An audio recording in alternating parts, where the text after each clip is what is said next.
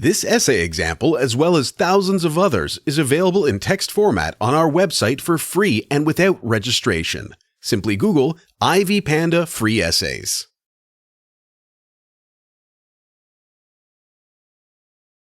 Introduction. Directed by Boaz Yakin, written by Gregory Allen Howard, and produced by Jerry Bruckheimer and Chad Oman, the movie Remember the Titans was released under the banner of Walt Disney Pictures and Jerry Bruckheimer Films. The movie revolves around the theme of racism in American sports. It is based on the true story of the integration of a high school football team, T.C. Williams High School Titans, in Alexandria, Virginia, in 1971. The main characters are Coach Herman Boone, played by Denzel Washington, and Jerry Bertier, a white football player who, at the beginning of the film, is a racist. Bertier holds a hostile attitude towards the black football player who joined the team as part of the integration of his Virginia high school in 1971.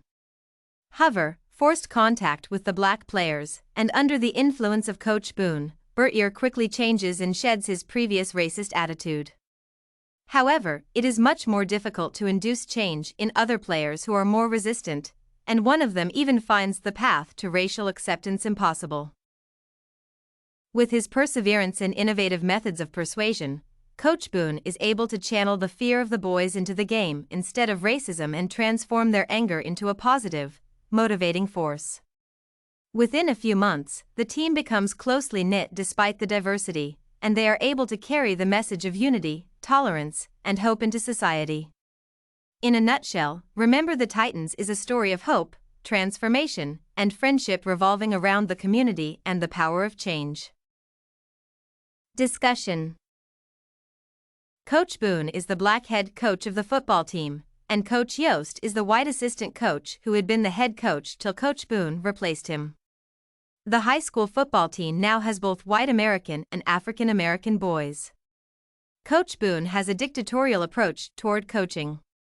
Right from the beginning, Coach Yost is protective of the white players in the high school team.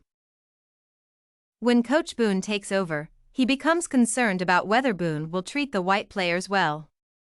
He says, "I'm worried about my boys." Boone replies, "Well, I ain't gonna cook 'em and eat 'em. The best player will play. Color won't matter."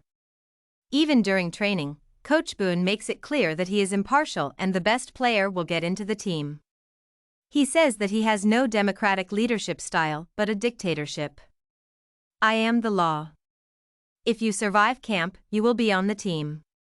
When setting the seating on the bus, he puts all his defensive players on one side and players going out for offense on another side and does not allow them to be separated based on the color of their skin.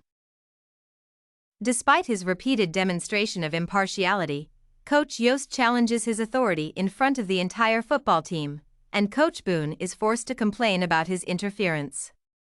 "Now, you think you are doing these boys a favor, taking them aside every time I come down on them, protecting them from Big Bad Boone."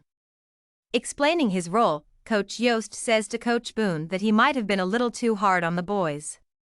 He elaborates that some boys do not like to be criticized in public. Coach Boone, understanding Yost's concern for the white players, asks, "Which boys are you talking about?" To this, Yost indirectly answers, "Which ones are you talking about?" Here, the focus is on the white boys in the team. Ironically, in the latter part of the movie, when star player Jerry Bertier is hurt in an accident and lying in hospital, Coach Boone wonders if he might have really driven the boys hard. Jerry Bertier is a white star player on the team, and Julius Campbell is a black star player on the same team. Initially, there are conflicts between them. But later on, under the experience of playing together and the influence of Coach Boone, they forge a special bond and become friends. In the hospital scene where Bertier is bedridden, paralyzed from his waist downward due to an automotive accident, he asks to meet Julius Campbell. The nurse tries to shoo Julius away, saying that only relatives are allowed to visit the patients. Bertier says to the nurse, "Can't you see he is my brother?" He then confesses to Julius that he had been afraid of him earlier because he had assumed that Julius was invincible as Superman. "You can't be hurt like this. You're Superman." His fear could also have been due to Julius' aggressive attitude when he talks to Bertier earlier on in the movie. Bertier, at one point, tells Julius that he is nothing but a waste of God-given talent and accuses him of not listening to anyone. Julius counters him aggressively and asks why he should ever bother about him. Now, Bertier, after knowing Julius, realizes that his fears were misplaced and that he was only building hatred towards his brother by being afraid of him. During the conclusion of the film, Coach Yost states, "I know football, but what you did with those boys, you were the right man at the right time." Coach Boone was able to achieve success by uniting the team against racial barriers. He was able to persuade them to give their best by creating a passion for the game and for the team among the football players. Sports, in general, can break down racial barriers.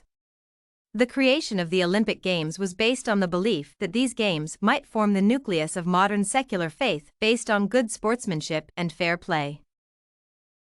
This belief has not gone wrong, as people of every religion and every country have participated in the Olympics.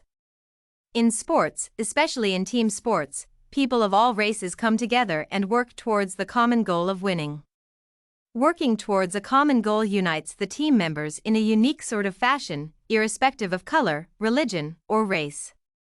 Moreover, when sports people represent their country in the global arena, local racial differences disappear, and the national identity remains, dissolving any racial differences that may be present. Conclusion. The movie Remember the Titans brings many noble aspects of sports to the fore.